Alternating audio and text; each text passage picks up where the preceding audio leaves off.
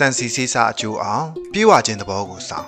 စံစီစေးစားဟာအိမ်တိုင်းနေရာတိုင်းရဲ့အဓိကအခြေခံလိုအပ်ချက်ပဲဖြစ်ပါတယ်ဒီလိုအခြေခံလိုအပ်ချက်ဖြစ်တဲ့စံစီစေးစားပြန်လူပေးခြင်းကအဖန်ဖန်အကျိုးကိုဖြစ်ပေါ်စေပါတယ်မြတ်စွာဘုရားရှင်ကိုတော်မြတ်ကြီးကိုအမှုထား၍တန်ဃာတော်များအတွက်ရည်စူးက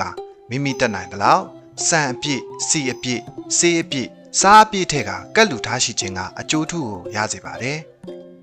စံစီစေးစားကတ်လူခြင်းအကျိုးများကတော့အကျက်အတဲများရင်ဆိုင်နေရတဲ့အခါစားဝတ်နေရေးအတွက်ရုန်းကန်နေရတဲ့အခါတွေမှာအရန်တင်ပေးမိကျွေးမိလက်တစုံကိုအမိရစေပါတယ်